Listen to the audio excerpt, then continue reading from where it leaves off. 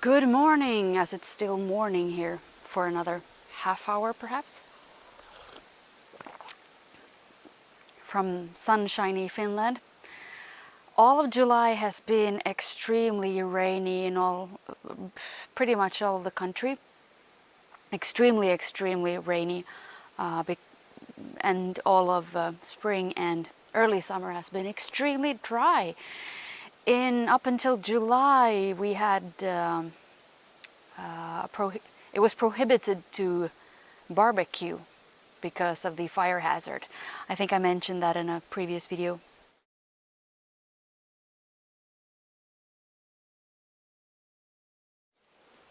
School is starting, at least here.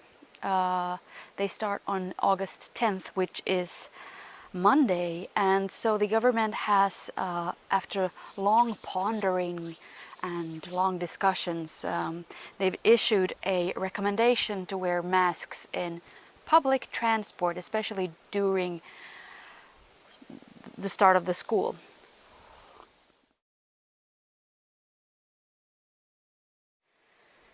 But obviously people here are not used to that, and it's never obligatory, it's always a recommendation, because otherwise you would go up against the Constitution, which you cannot do. It is very difficult to change a law that breaks the Constitution of, well, almost, I guess, all Nordic countries. The system is thankfully built this way. Now, you can then ask, how many corona cases do we have? Well, we don't have that many. I mean, according to me, we don't have that many. As I understand, the corona is increasing in the Balkans, but it's not even close to anything suffered in Central Europe and Western Europe. And so there have been, how would you say, landing restrictions from various countries to Finland, Spain being one of them. And I think they did include Serbia not so long ago. I'm not sure if they actually did that, because they've now found, as they say, several cases of corona viruses in the city of Turku in the past 2 weeks, and they've all had links to the Balkans, meaning that they have been they've been on vacation there, they've been touristing there, they've been there for various reasons in Albania, Serbia, and North Macedonia, to be precise. This article that I read further states that a problem is with the flights that come into Turku that come from very corona-filled countries such as Montenegro and Poland. And although that's not incorrect information, Poland is not, it's not part of the Balkans, so I don't see why they even mention Poland after they've mentioned, big headlines on, well, it wasn't that big a headline, but still, headlines on people, corona-infected people coming from the Balkans. They just have nothing to write.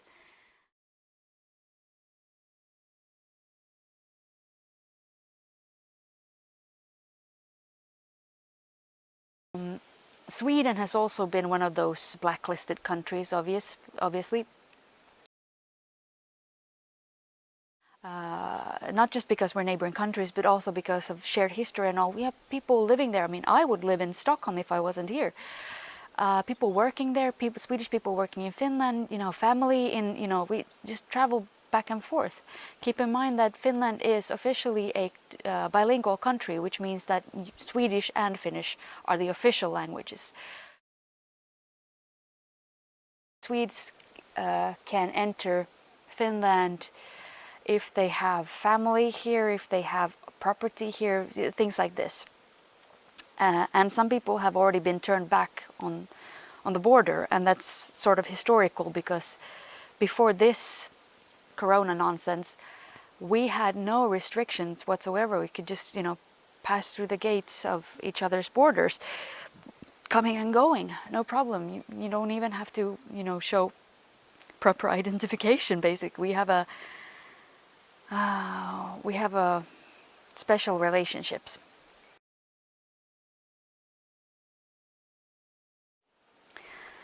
So the problem here when you have nothing to write about is that you start writing about individual, corona cases. This person was infected and was walking around in these and these areas, and so it becomes this witch hunt, and I really don't like that. It's really, really unbecoming, and it's not. I would say since the civil war here, it's not usual to do that, and it feels upside down and inside out, if you know what I mean. It's completely weird. But yeah,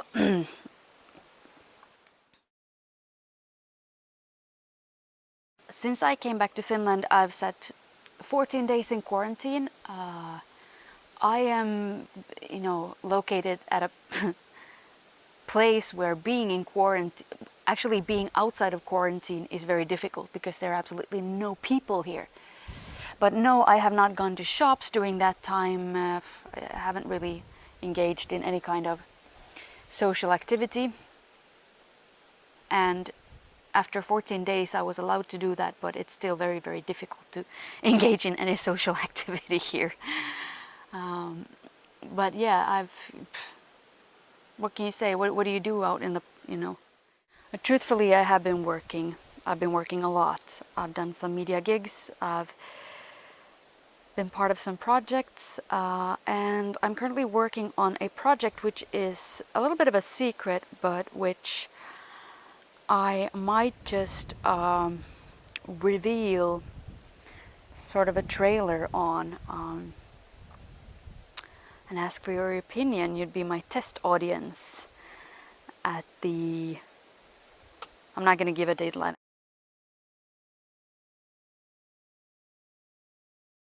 Picking mushrooms, picking berries. Old school.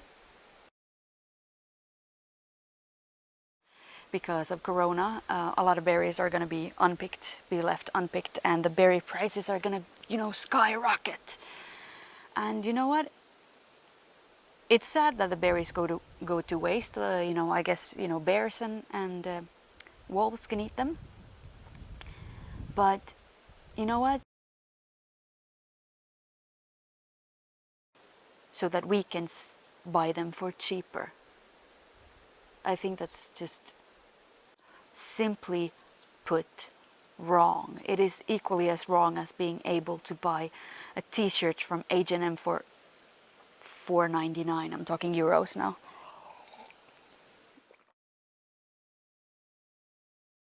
Otherwise, I don't see things being so different here in Finland.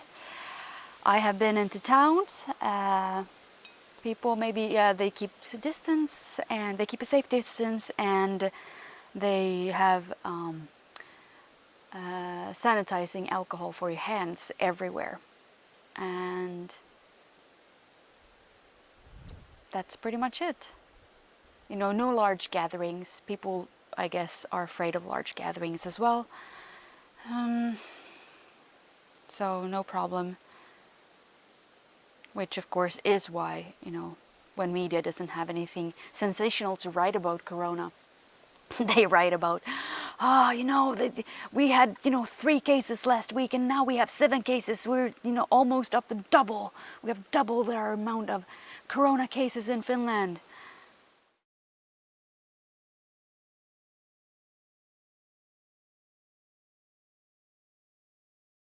The government has issued fines and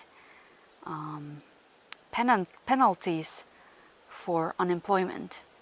If you're unemployed, you should be fined. Obviously, my view here is biased. To be honest, I don't know that much about Belorussia. I do have some friends from there. I've never been there yet. I will go someday, I guess. Hopefully. But, you know, as the country is led by a democratically self-appointed leader since 1994, does tend to color my view. It's always good to have such a loved leader that you keep self-appointing him, democratically self-appointing him over and over and over for, you know, soon 30 years, you know? It's always a good sign. One thing I have to say I do find to be interesting is that especially countries in Eastern Europe, Central and Eastern Europe, have been rising against their governments. There have been a lot of protests, post-corona protests, which are of course not pretty predictable. It's not very surprising. Always keep in mind that your voice is heard. It doesn't mean that if you scream alone, everybody's gonna listen. It just means that when you all scream together, you cannot not hear it. It's not silent. And even though people, you know this, it's always healthy to be reminded of it. Even if it's obvious, it's still healthy to be reminded of it.